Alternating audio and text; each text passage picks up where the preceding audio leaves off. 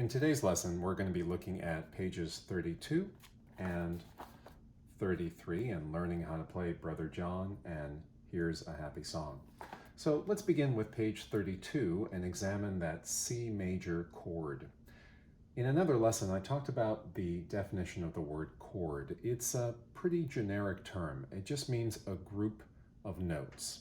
So for example, here, as represented on this grand staff, there are two groups of 3 notes each. 3 notes in this specific configuration are actually called a triad, T-R-I-A-D. And what that specifically means is that, first of all, tri meaning 3 notes that are arranged as skips in relation to one another. So here you have labeled on the bass staff C, E, and G, and this is in the 3rd octave. And then here in the treble clef on the treble staff, you've got the same 3 notes, C, E, and G, but in a different octave. This one is in the 4th octave, which you can see with this keyboard above from middle C or C4, and then of course the octave below the 3rd octave. So C, E, and G are all skips in relation to one another. Here's middle C. A skip above that is E, and a skip above that is G. So if I play them as melodic intervals, which you remember just means a succession of notes or one note after the other, then this sounds like this. If I play these 3 notes as a set of harmonic intervals, that is, all the pitches played simultaneously, then I have what's called a block chord, and again the melodic iteration is called a broken chord. Sometimes the term is also arpeggio in Italian. So broken versus block. So remember, chord is just a generic term, a group of notes. Here, these are actually triads that are built from their lowest note, which in this case is C. And what's so interesting is that we can call this a C triad, and even more specifically, a C major triad. Why is it called a C major triad? Because we take a look at the interval of the lower third and the upper third. So from C to E, you hear that sound of the skip or the third. This is what's called a major third because it has 4 half steps. So from C to C sharp is 1 half step, from C sharp to D is a 2nd half step, from D to D sharp is a 3rd, and D sharp to E is a 4th. So that's called a major third, and then from E up to G is what's called a minor third, which remember that major means big and minor means small, so this has 3 half steps, from E up to F, from F up to F sharp, so that's 1, 2, and then from F sharp to G is 3. So this specific configuration of a major third below a minor third, and then all 3 notes put together, is called a major triad. So to be even more specific, this is not just a C major chord, which remember is a more generic designation, but actually a C major triad because it's rooted or built from C. It's an arrangement of skips from C going up, from C to E, and then E to G. And because the specific arrangement of the type of third, C to E is a major third, and then E to G is a minor third, that specific arrangement creates a C major triad. So more to the point about playing them. If you're going to be playing this in the right hand, then you apply your 5-finger position starting on C4, and you press down on finger number 1 on C, finger number 3 on E, and finger number 5 on G, and then press down simultaneously.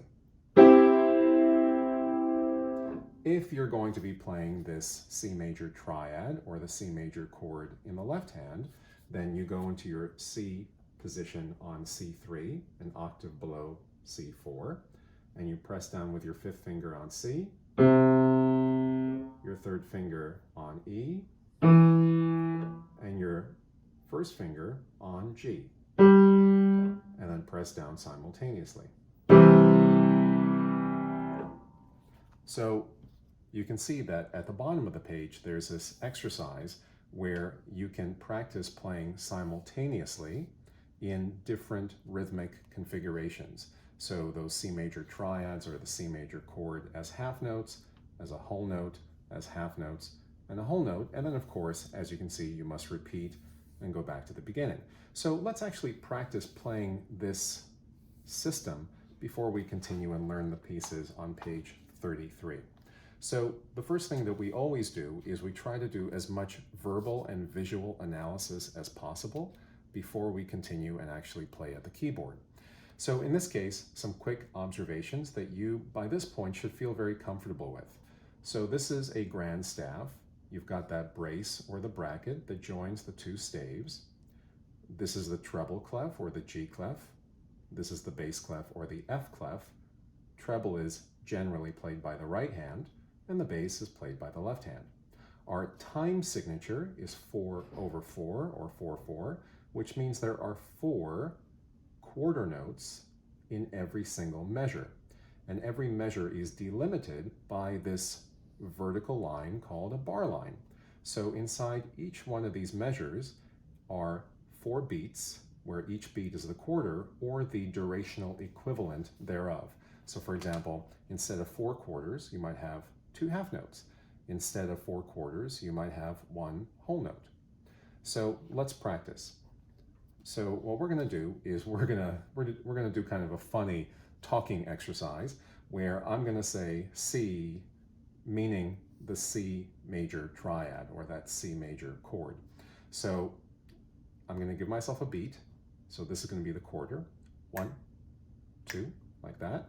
I'm going to give myself 1 preparatory measure of 4 beats, and then I'm just going to speak C every time we articulate the C major chord. So here we go. 1, 2, ready, and C, C, C, C, C, C. Wow, my voice is so shaky. That sounds so terrible. I should get to playing.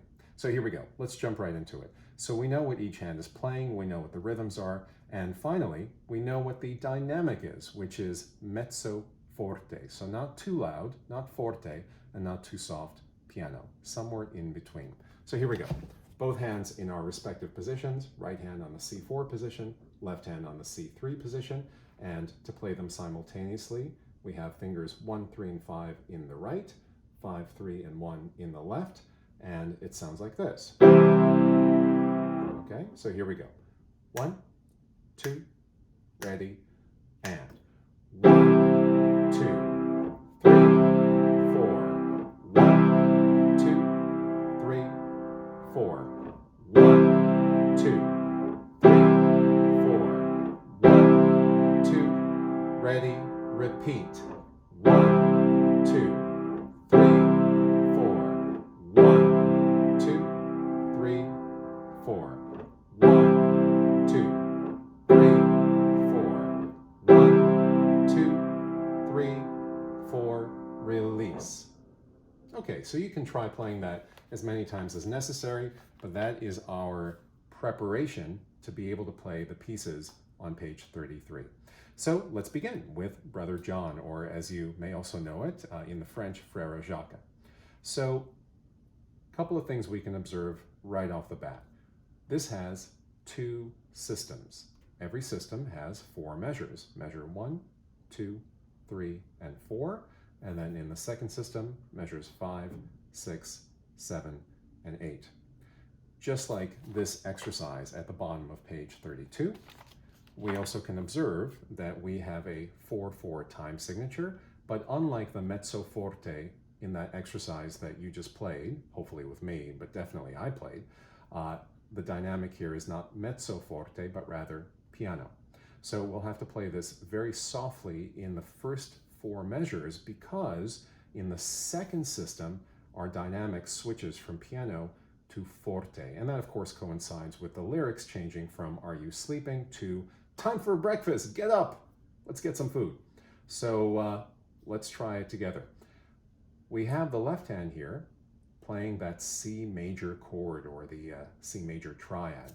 And you can see that this repeats for the first 6 measures of the piece. So the left hand is extremely easy, and it's a set of whole notes, which means that these are sustained, or the C major chord is sustained for 4 full beats times 6. So let's do that. It's going to be really easy. The first thing we're going to do is we're just going to play that left hand for the first 6 measures, and we're going to count over it. So I find my C3 position, 5, 3, and 1 on C, E, and G, and I will play this for 6 measures counting over. So here we go. 1, 2, ready, and 1, 2, 3, 4, 2, 2, 3, 4, 3, 2, 3, 4, 4, 2, 3, 4, 5, 2, 3, 4, 6, 2, 3, 4, release.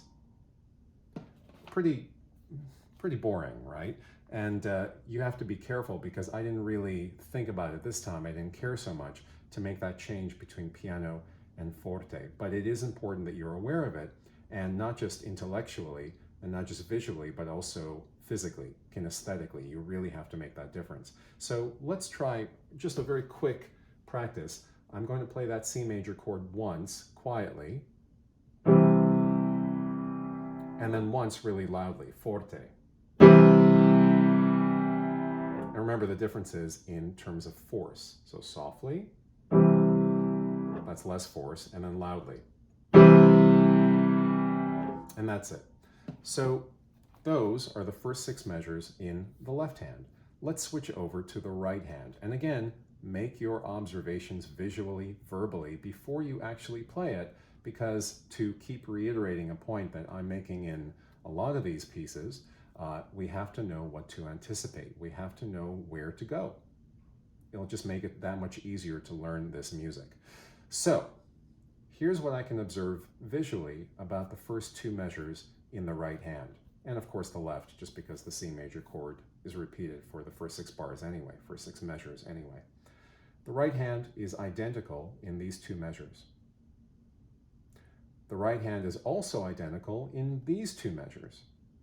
In fact, going forward, the right hand is identical in these 2 measures.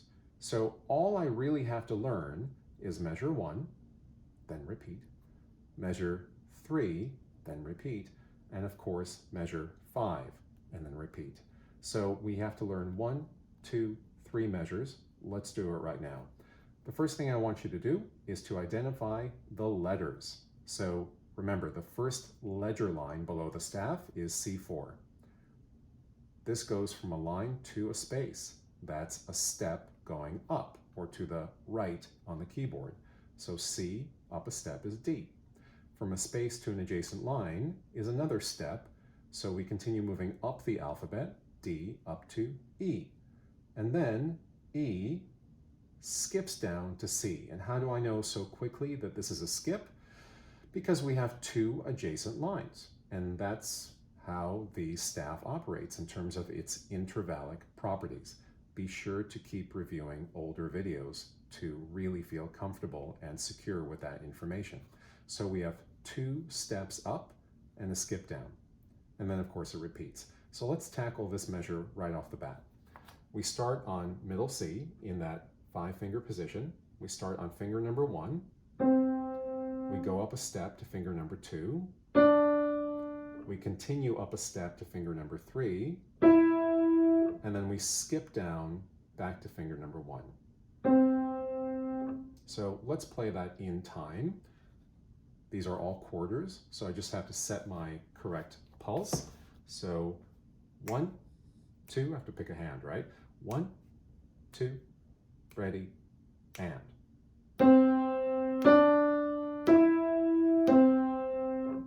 that's it. Of course it's going to repeat, but we'll worry about that in just a moment. Let's skip ahead to measure number 3. So the book, again, the authors of the book are kind enough to give us the correct starting finger, just like they did over here with finger number 1. So this, on the first line in the treble staff, is E4. And as you can see right off the bat, we go from a line to a space to a line. So this is a series of steps going up. So E, up a step, F, up a step, G. That's not the hard part. The somewhat challenging part, although minimally, is just to be careful about these rhythms, 2 quarters and a half note.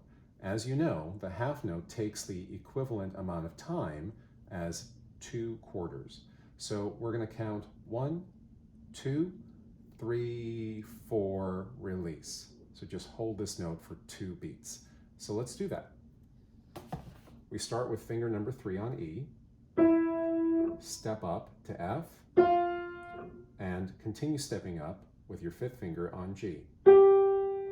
So let's put that into time. So 1, 2, ready, and.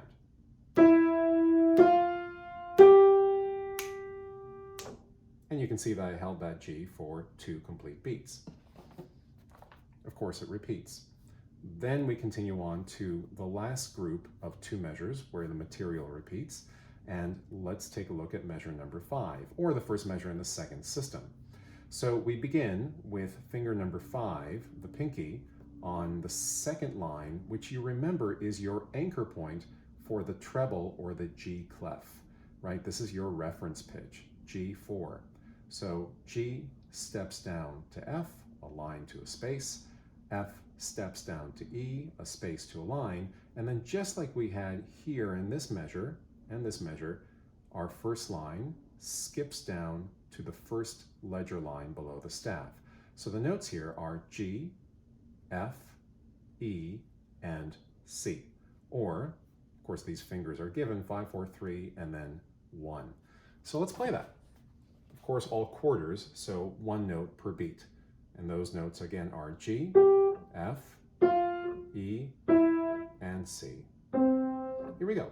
1, 2, ready, and.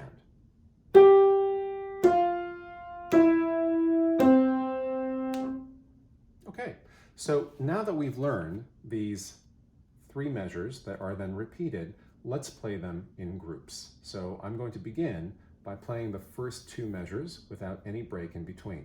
So just to be totally clear, just because you see this visual break of the measure line or the bar line, that does not mean that there's any break in terms of the continuity of the beat.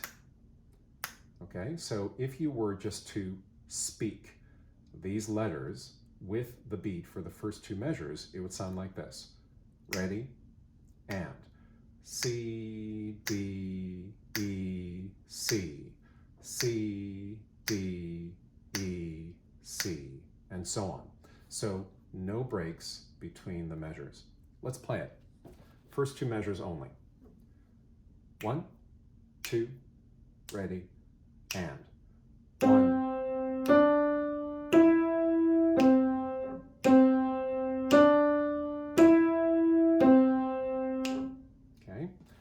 Now, I want to make one other really basic observation, but I see this happening with some of my students. You must lift your thumb, your first finger, after you start playing this note and before you play this note, because this is a unison, and the only way to re-articulate a unison is by lifting the finger. It's an obvious point, but sometimes students get stuck and they play this.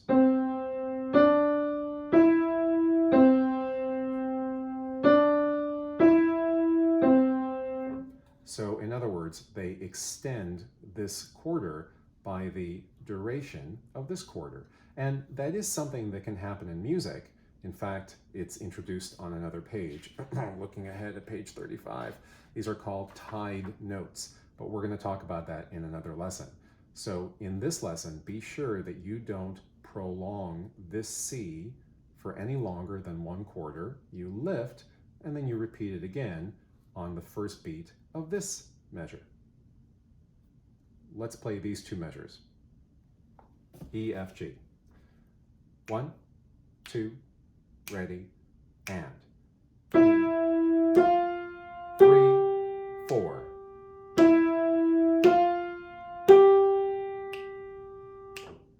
Let's play the next two measures. And these, of course, are forte, ready, and.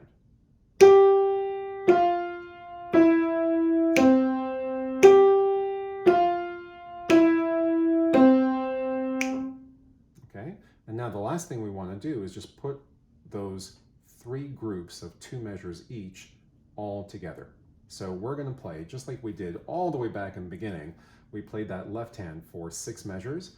Now we're going to play the right hand for the first 6 measures as well, being really careful to play the first 4 measures, the first system, piano, and then the next 2 measures, measures 5 and 6, forte. Okay, here we go. 1, 2, ready, and.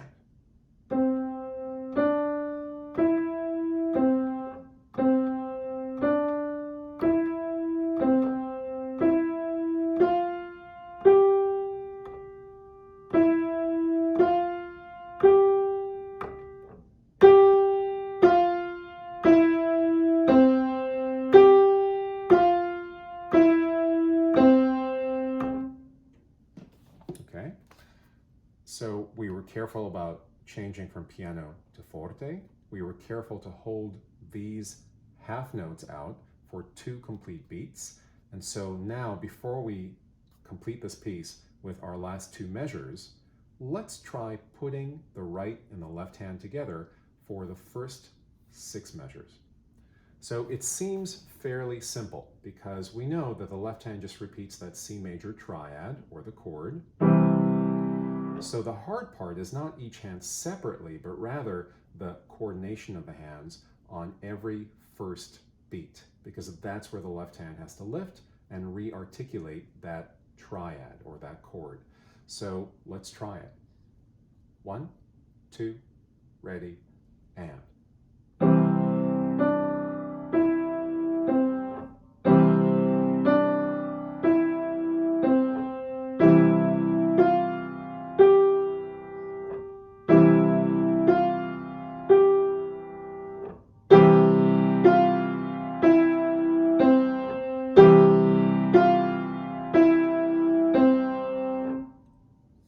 Now, of course, easier said than done.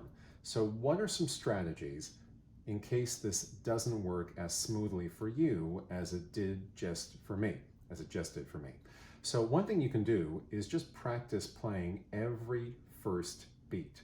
So let's begin with the first beat in the first 2 measures. The right hand is playing the thumb, or the first finger, on C4. The left hand is playing the triad, and sounds like this. So here's a fairly straightforward exercise we can try. I'm going to count through the first 2 measures, but only play on every first beat. So it's going to sound like this. 1, 2, ready, and. 1, 2, 3, 4. 1, 2, 3, 4. Now you might be wondering, why did I lift my right hand but keep the left hand down? Well, you probably can see the answer. The left hand, after all, these are whole notes, so they extend through the measure. The right hand first note is only a quarter, so it only continues durationally for 1/4, literally 1/4 of this whole note. Try that. That will get you to think about the coordination of the 2 hands. Let's do the same thing for these 2 measures. So the right hand plays E, while the left hand sustains the same chord.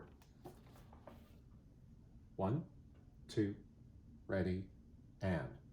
1, 2, 3, 4.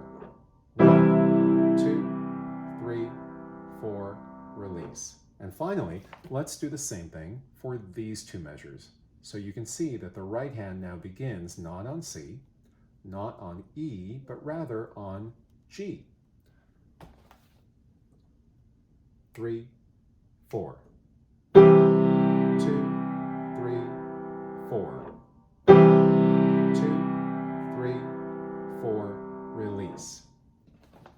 what's so interesting about this when you really play these first beats in isolation is that the right hand arpeggiates.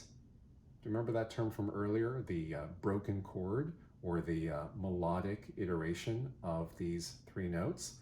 The Italian word for a broken chord is, of course, arpeggio. So the right hand arpeggiates through C, E, and G, or the very same notes of that C major triad. So that's a really interesting, sorry for jumping here back and forth, that's a very interesting articulation, you might say, or a manifestation of harmony as existing on the vertical, as well as the same notes of that harmony or that chord existing on the melodic. So two dimensions realized basically simultaneously. Harmony for that chord and melody, C, E, G. Kind of cool. We'll see that in other instances. So finally, let's play those 6 opening measures one more time. We're going to remember to play piano, and then in measures 5 and 6 forte, but we're going to play this a bit faster, because if you look at the tempo designation, right, how fast is that beat? That, after all, is the definition of tempo, right, the rate of the beat. It says moderately fast, so let's try it. How about this? 1, 2, 3, 4. Here we go. 1, 2, ready, and.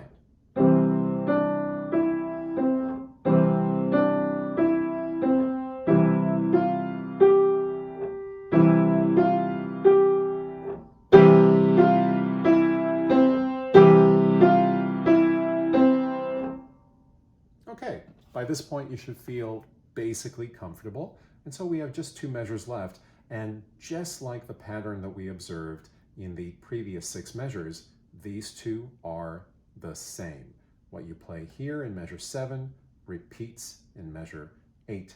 So a couple of little new things here, or just nuances to be aware of, is that we of course recognize this squiggly quarter rest. Here it is on beat number 1 in the left hand, beat number 2 in the right hand, and then the same thing here. But then this bar that sits on top of line number 3, this is called a half rest, as opposed to the whole rest, which is that black bar here, just looking down at the next song, or the next piece, this black bar that sits below line number 4, 1, 2, 3, 4. That's a whole rest equivalent to 4 beats, if the beat is the quarter, and this is the half rest sitting on top of line number 3. So look carefully at what these measures imply. You play the right hand first while the left hand rests. You play the next beat in the left hand while the right hand rests, and then you play the right hand while the left hand rests. So this is clearly an alternation between right, left, and right. And both hands are playing on finger number 1, C4, and the left hand, G3. So let's see how this is played. So both hands in that C4 and C3 position, respectively, right and left. And I'm going to play my thumb in the right, my thumb in the left, and back to my thumb in the right. And since it's an alternation, the first 2 beats are quarters, and then the last time I come back to C, quarter, quarter, when I come back to C, it's a half note. So it goes 1, 1, 1, 1, 1, 1, release. Okay? So here's what that looks like. So these are measures 7 and 8. 1, 2, ready, and. 3, 4. 3, 4, release. Okay? So it's not difficult, but you just have to be aware of which hand is down on the keyboard and which hand is resting. So you can exaggerate this just a little bit by going like this.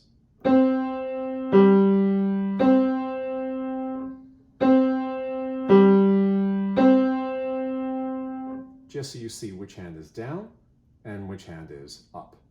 Okay? Down meaning played, meaning you're playing, and down and up meaning you're resting. So let's try the last system, the second system from Time for Breakfast. Everything is forte, and these are measures 5 through 8. 1, 2, ready, and.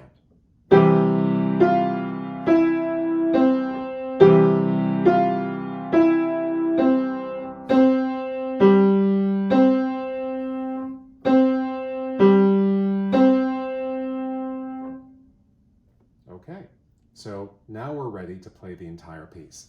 So I'm going to play it twice for you, even though there's no repeat indicated at the end. You've just got the double bar that indicates the end of the piece, but no dots. Remember, the dots mean to repeat. So let's play the whole thing twice, because the first time I'm going to count over the playing, and the second time, after a bit of a break, I will not count. And I'll play this as indicated, moderately fast, and I'll be sure, as you should be, to go from piano to forte. That's really crucial, and that's something that many students forget to do. 1, 2, ready, and.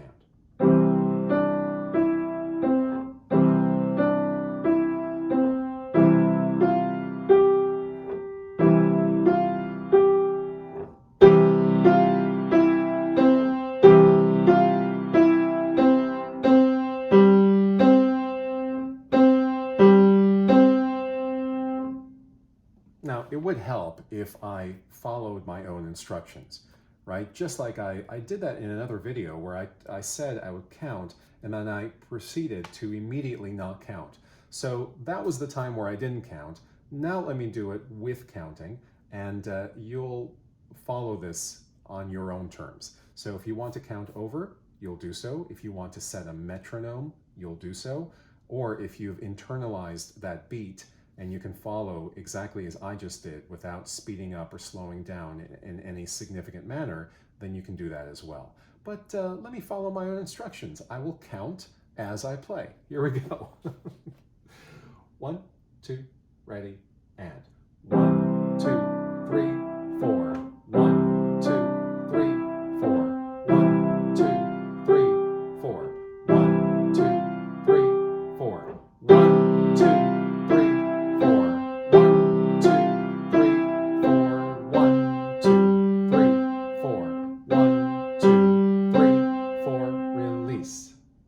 Okay, it's always good that I follow the instructions that I give myself, right? Who am I rebelling against? Myself? That's weird. If I don't follow my own instructions? Anyway, that was Brother John. So let's move on to the second piece on this page, which is Here's a Happy Song. And just a quick kind of digression, a quick note about this piece. When I teach this piece to my students, generally speaking, I get a very strange reaction. Students tend not to like this piece. I'm not sure why. Maybe they don't really buy into it being so happy, or at least maybe with that exclamation point. I don't know. The title seems to suggest that you better be happy. Here's a happy song. Maybe if there weren't the exclamation point, we would feel less compelled or forced to be so happy. I don't know. But either way, students don't tend to like this so much, especially because this is reinforced with yet another suggestion for our emotional well-being, happily. Well, let's try to do that. Let's play this happily. So some quick observations right off the bat. 2 systems, just like over here. Each system has 4 measures. 1, 2, 3, 4. 5, 6, 7, 8. When you get to the end of the piece, you've got the double bar repeat. Here are the repeat signs, which means that when you get here, you must come back to the beginning and play it a second time through without interruption. So you count the last 4 beats here. 1, 2, 3, 4. 1, 2, 3, 4, just like that. And I know that there are 4 beats here because my time signature, just like in all the pieces we've played up to this point, my time signature is 4/4. 4 quarter notes in every single measure. So what's different about this piece is that here we get a kind of interesting interaction between the dominating left hand, right? All of this is played in the bass clef, and the interjecting right hand. The right hand, of course, playing that C major triad, which we practiced back on page 32. and something new, which we'll be exploring in subsequent pages, which is this, what's called a dyad. A dyad, in this case, meaning two notes played simultaneously, F and G. See, it's right there. The book's authors have labeled these pitches for us. Now, how do I know, just as a review of something that we actually talked about, or I talked about in a previous lesson, how do I know that F and G are played simultaneously or harmonically? For one, they share a stem. For another, remember that according to the rules of notation, how it graphically looks, or what are called engraving rules, in order to indicate that a stepwise interval, right? F and G are a step apart. In order to indicate that they are harmonically played, not only do they share a stem, if there's a stem as part of the rhythm, because whole notes, for example, don't have a stem, right? Can you find some whole notes? See, no stems. Stepwise notes are drawn on the diagonal, as opposed to being aligned vertically, like these series of skips. Just to remind you of something. Let's take a look at some other properties here that we can, or just some other symbols on this piece so that we know what we're looking at. As I mentioned earlier, this is a whole rest, right? It's a black bar hanging below line number 4. This is still a black bar, but positioned differently. As you remember from this example, this is a half rest with 2 beats. Quarter rest. Of course, a quarter note for that C major triad, whole rest, quarter rest, and then what are these 3? Of course, hanging below the 4th line, and there's nothing else in this measure for the right hand, whole rest, whole rest, whole rest, and then in measure number 8, quarter rest, quarter note, and half note. Okay, so let's actually start with what's kind of tricky, which is just being able to count through and to play the right hand correctly. So let's start with the first 2 measures only. Obviously, the right hand plays nothing here, but does play that C major triad on the last beat, right? 1, 2, 3, 4, on the last beat here. So I'm going to count through these 2 measures and play this chord on beat number 4. And you'll do that with me, I hope. So position your right hand in the correct position, C4, E4, and G4, fingers 1, 3, and 5. Here we go, the first 2 measures only with the right hand. And be careful to count. 1, 2, ready, and. 1, 2, 3, 4, 1, 2, 3, 4. Okay, that was pretty straightforward, and I played it forte, as indicated. Let's skip ahead and play these 2 measures, measures 3 and 4. So here, I'm playing this dyad on F and G on beats number 2, 3, and 4, following the first quarter rest. So I'm going to give myself preparatory beats before the 3rd measure, count 1, 2, 3, 4, 1, and then play these 3 dyads. So F and G are played by fingers 4 and 5. That's what that dissonance, if you remember from an earlier lesson, this very kind of crunchy, unstable sound sounds like. So here are my preparatory beats for measure number 3, and then I continue through 4, just counting and playing. 1, 2, ready, and. 1, 2, 3, 4, 1, 2, 3, 4. Okay, makes sense what we're doing. And finally, we're going to play the last measure. Now, you get the point, what I've been doing, counting through all these empty measures. I don't think that I need to count through these 3 empty measures before I get to the last measure, because it's just going to be a lot of counting over basically non-playing space for the right hand. So I'm just going to skip ahead and play this one last measure by counting the preparations, and then beat number 1 as a rest, and then 2, 3 being played, or 2, 3, 4 being played. So here we go. 1, 2, ready, and 1. 3, 4, release. Okay, so pretty straightforward. We can see that the right hand starts with that C major triad, then this F and G dyad, and then right back to the C major triad. So that's the right hand, pretty straightforward. Let's take a look at the left hand. We're going to take this in a group of 2, another group of 2, and then a challenge, a group of 4. So let's begin back here. Remember to be able to identify the notes expressed or notated in that bass clef. So remember that for the bass clef or the F clef, my reference pitch is in between these 2 dots on line number 4, which is F3.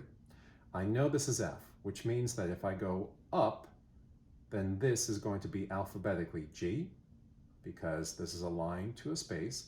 And then as I continue, a line to a space, we're going down the alphabet or to the left on the keyboard, F down to E, E steps down to D. So the first 4 letters here are G, F, E, D. And then as you can see, in the next measure, it turns right back around and proceeds up by step. So this is D, up a step is E, back to our reference point F, and back up to G. So G, F, E, D, E, F, G. Okay, very, very straightforward. It kind of looks like a yo-yo, goes down and goes right back up. And the rhythms are all quarters with the exception, of course, of this half note at the end. So why don't we just jump right into playing it? Quick observation about the fingering, or the fingers. 1, down to 2, 3, 4, and then back up, 3, 2, 1. Okay, so let's take a look at what that looks like.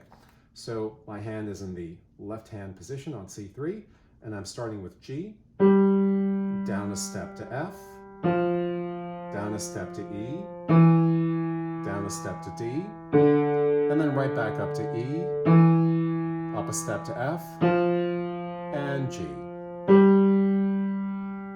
Okay, so let's do that in time with our strict counting.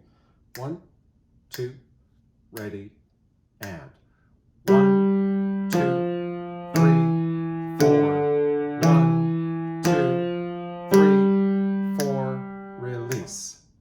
Okay, so in fact, since the right hand has so little to do, why don't we insert it right here with our next iteration? So let's play these 2 measures with the right hand added. Okay, so my right hand's on that C major chord, and here are the first 2 measures played forte with the count. 1, 2, ready, and 1, 2, 3, 4, 1, 2, 3, 4. That was very straightforward, but there is one potential issue that some students have, and I want you to avoid it from the very, very start. This half note means that my thumb, first finger on G, is sustained for 2 beats. When the right hand plays this chord on beat number 4, that is not an excuse for your right hand, for your left hand rather, to go up. So it doesn't look like this. The left hand must stay down on G. 3, 4. So really practice that if you happen to have that situation where when one hand plays, the other one inadvertently just flies off. So, okay, really, really important. So one more time, the first 2 measures. 1, 2, ready, and.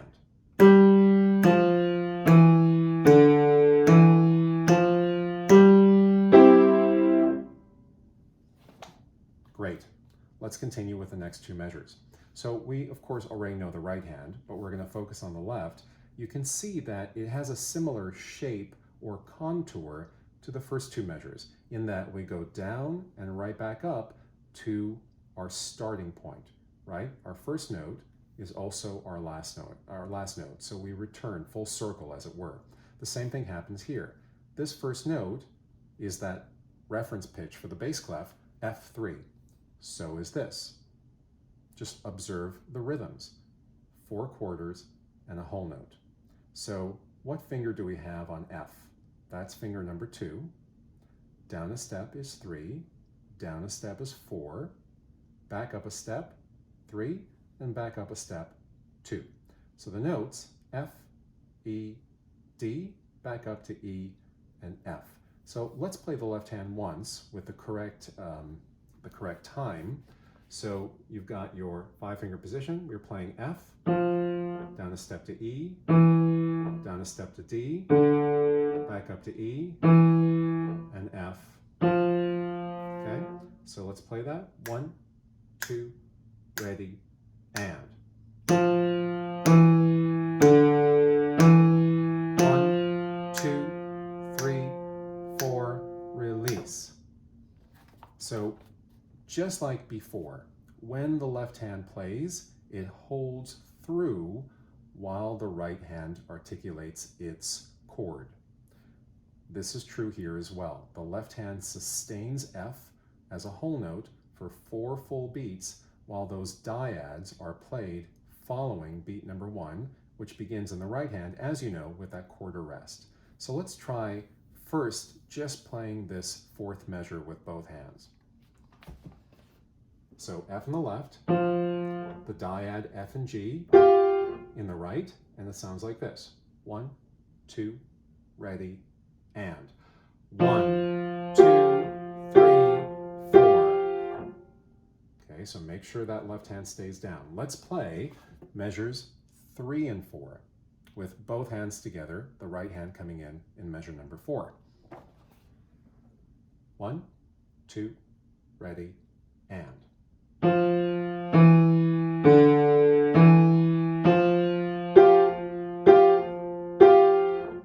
Okay, let's do something challenging. Let's play the entire first system. So we've had these 2-measure blocks or units. Let's put the first 2 units together. So from here through there, both hands. And I'll count over it. And I really will this time.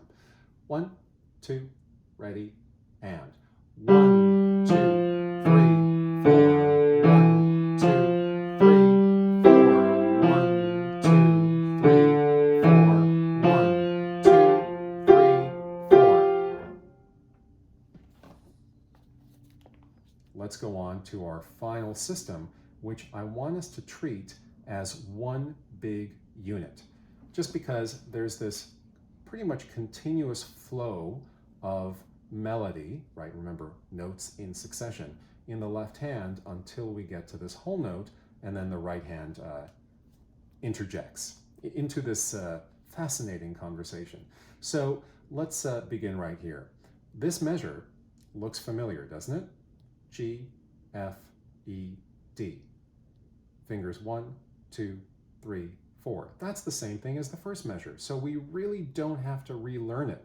We just have to observe and go on. The next measures, of course, are a bit different. So let's carefully go through measures 2, 3, and 4 here in this second system, or more specifically measures 6, 7, and 8 if we're looking at the whole piece, counting the whole piece. So this is E, down to D, back up to E, back up to F. So what fingers are those? Well, E is finger number 3, down a step is 4, back up a step is 3, and then back up to F, our reference pitch is 2. And then continuing on, we can see that from here to the end is just a series of steps descending from G, or finger number 1, all the way down to C3, or finger number 5. We've seen this before. It just goes 1, 2, 3, 4, 5. Really straightforward. So before we play, let's just do one very quick thing. Let's, from here to there, speak in time with the beat, the letters. So 1, 2, ready, and. G, F, E, D. E, D, E, F, G, F, E, D, C, release.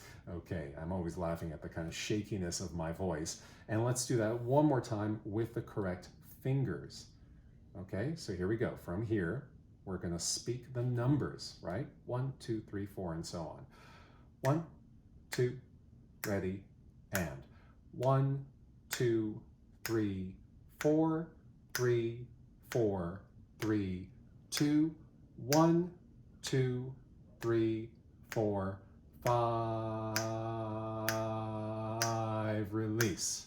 Okay, great. Let's play it.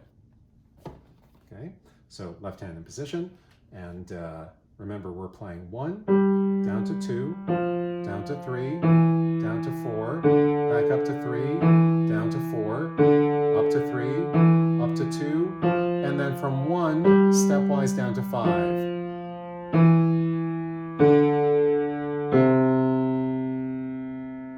Okay, so that's the pattern. Here's what it sounds like in time. 1, 2, ready, and. 2,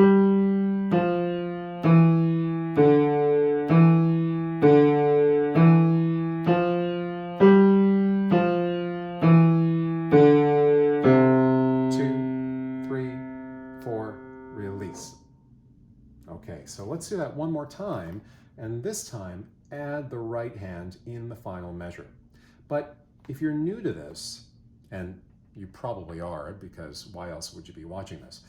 Let's start by just playing the final measure so that we can coordinate both hands. So just like before, here and here, when the left hand is down, it sustains the note for, in this case, 4 full beats, just like here, that whole note, while the right hand plays over.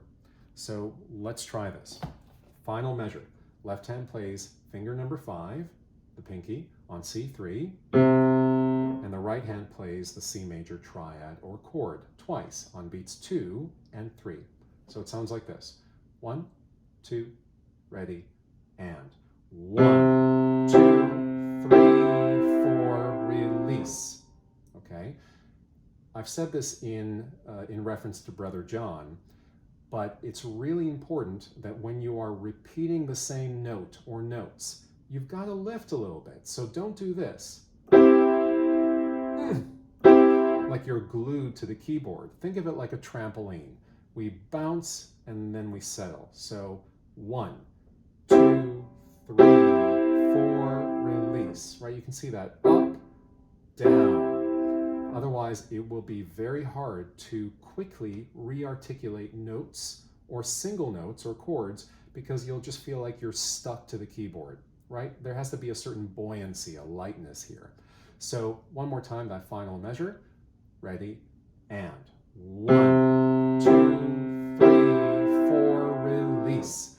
Okay, let's try the final system. Measures 5 through 8, both hands. 1, 2, ready, and.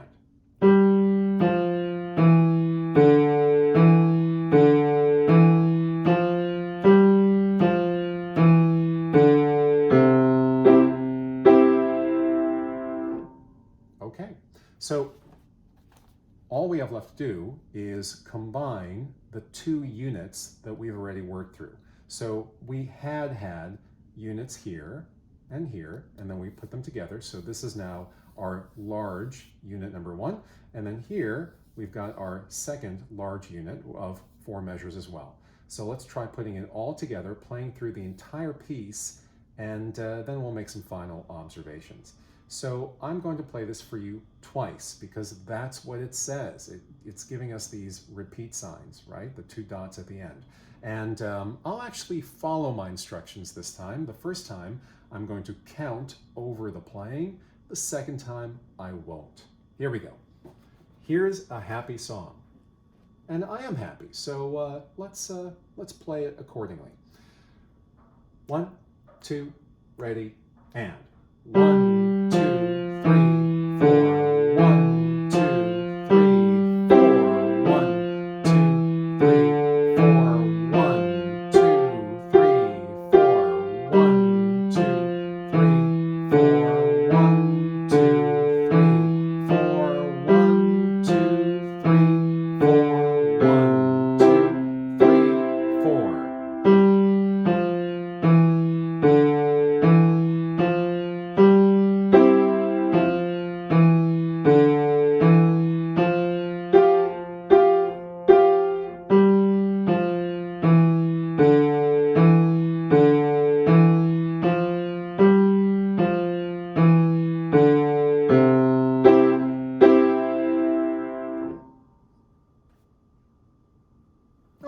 So hopefully that sounded reasonably happy to you.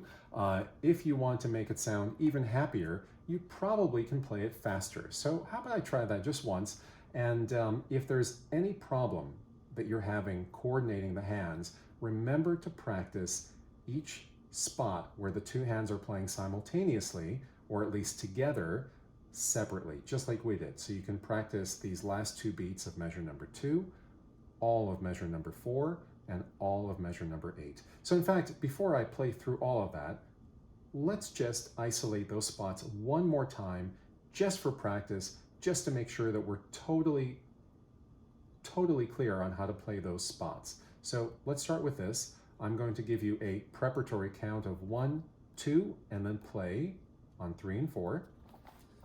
So remember, the left hand plays finger number 1 on G, followed by the right hand on the C major triad. So 1, 2, 3, 4, release. Do that 2 more times. Let's do the rule of 3. If we can do it 3 times well, we can move on. Second time, 1, 2, 3, 4. And the third time, 1, 2, 3, 4. Okay, hopefully that worked for you. Let's go on to measure number 4. So we're going to play this measure, and we're going to do it 3 times. Okay, so finger number 2 on F, and the dyad 4 and 5 in the right hand. Finger number 2, the dyad, ready, and 1, 2, 3, 4. Second time, ready, and 1, 2, 3, 4. And the third time, ready, and 1, 2, 3, 4. Okay, hopefully it's working, and we've got one left. Measure number 8, we're going to do the same thing. Left hand plays finger number 5 on C3, followed by the 2 iterations of that C major triad. And remember, think of it like that trampoline, the lightness, the buoyancy. Up, down. Okay, so let's do that 3 times. Here we go. Left hand 5th finger on C3, C major triad. Ready, and 1, 2, 3, 4, release. Second time. Ready, and 1, 2, 3, 4, release. And the third time. Ready, and. Okay, so practice that as many times as you need. Let's play the entire piece, just as written, twice through, a little faster than the last time I played, because it's going to be even happier. I mean, I think this is how Pharrell got inspired, right? Okay, here we go. 1, 2, ready, and.